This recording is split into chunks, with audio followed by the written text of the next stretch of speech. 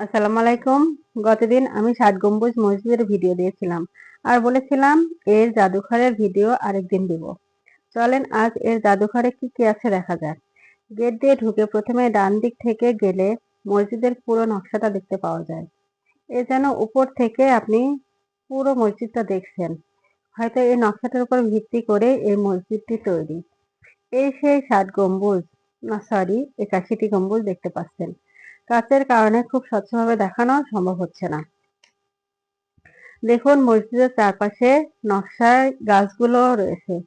এরপর আমরা সামনের দিকে আগাতে চোখে পড়ল বিভিন্ন ধরনের মাটির তৈরি জিনিস। মাটির ফলক, মাটির হাঁড়ি-পাতিল, কলস। আসলে সেই সময় দৈনন্দিন ব্যবহার্য সব জিনিস মাটি দিয়েই তৈরি হতো। ঘুরে ঘুরে দেখতে লাগছিলাম, ভালোই লাগছিল।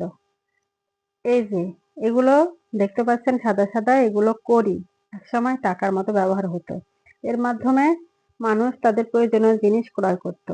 যাই হোক, একটা বিষয় খুব খারাপ লাগছে। আজ কুমির দেখা গেল না।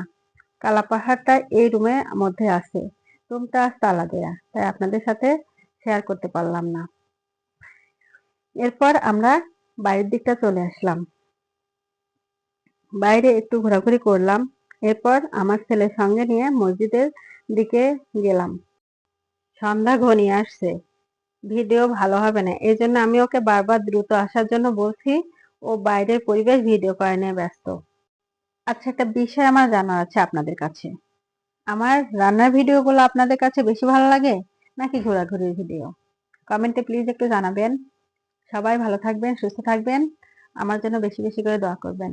আজকে আর না, দেখা হবে অন্য কোনো ভিডিওতে। সে পর্যন্ত সবাই ভালো থাকবেন, সুস্থ থাকবেন। আল্লাহ হাফেজ, টাটা, বাই বাই।